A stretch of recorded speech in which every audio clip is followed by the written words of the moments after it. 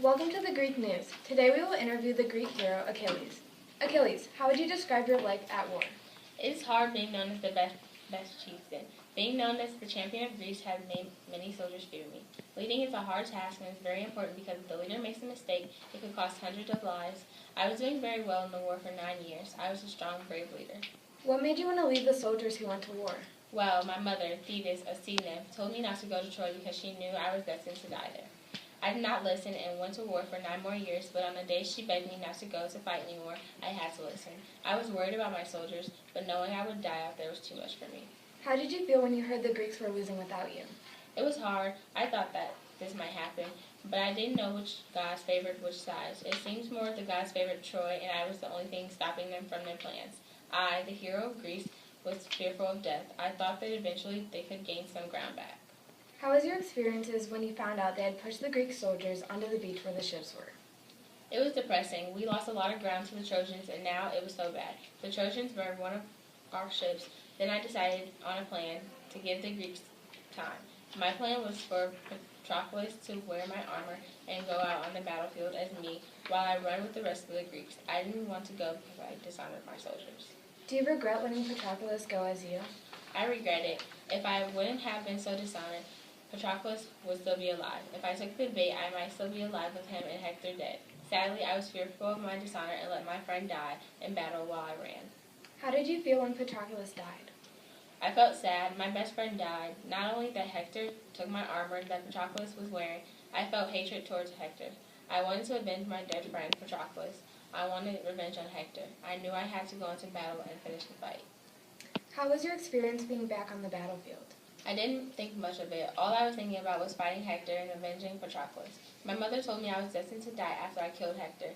I didn't care. The only thing I cared about was revenge. Using the divine armor from the god Hephaestus, I felt unstoppable. In front of the gates Troy, I stood there with Athena, the goddess of war and wisdom. Hector stood there alone. Hector decided to run. I chased after him, and Athena made him stop.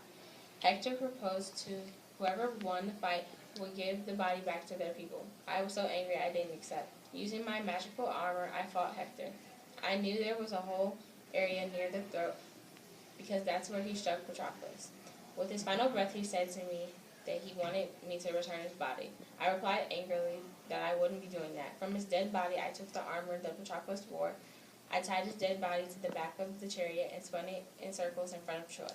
I knew I was going to die soon. I didn't care. With that, I headed back to camp. Thank you. And on to the Battle of Paris and Miletus.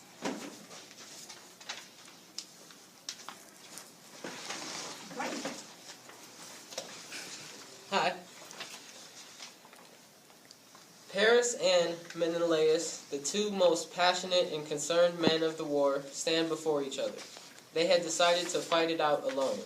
The battle begins with Paris striking Menelaus, but with quick movement, Menelaus was able to catch the swift spear on his shield.